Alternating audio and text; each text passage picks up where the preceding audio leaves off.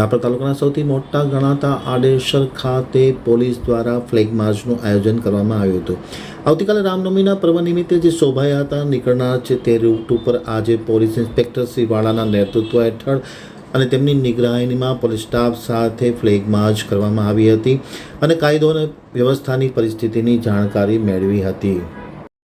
હવે જોઈએ આડેસરથી આમતક ન્યૂઝ બ્યુરોના વસીમ સિદ્દીક કોટવાનો એક વિસ્તૃત અહેવાલ. આવતીકાલે રામનવમીનો પવિત્ર તહેવાર હોય, ભગવાનનું પ્રાગટ્ય દિવસ હોય, ત્યારે રામનવમીનું પર્વ લોકો સુખાકારી અને શાંતિથી ઉજવી શકે તેવા હેતુ સાથે આજે રામનવમીની પૂર્વ સંધ્યાએ આડેસરના પોલીસ ઇન્સ્પેક્ટર શ્રી વાળા સાહેબ અને તેની ટીમ દ્વારા ખાસ કરીને શોભાયાત્રાના રૂટ ઉપર ફ્લેગ માર્ચ કરવામાં આવી હતી. શહેરના તમામ રાજમાર્ગો ઉપર આ ફ્લેગ માર્ચ ફરી હતી અને કાયદોની વ્યવસ્થાની પરિસ્થિતિની જાણકારી પણ મેળવવામાં આવી હતી. કોઈપણ પ્રકારનો શોભાયાત્રામાં અનિચ્છનીય બનાવ ન બને, શાંતિમય રીતે આ રામનવમીનું પર્વ ઉજવવામાં આવે, લોકો શાંતિમય રીતે શોભાયાત્રા પરિપૂર્ણ કરે તેવા હેતુ સાથે આ ફ્લેગ માર્ચ યોજવામાં આવી હતી અને ખાસ કરીને ટ્રાફિકનો પ્રશ્ન પણ ન થાય તે જોવા માટે તમામ વેપારીઓને સૂચના આપી હતી અને વેપારી આલમે પણ યોગ્ય સહયોગ આપવાની પોલીસને ખાતરી આપી છે.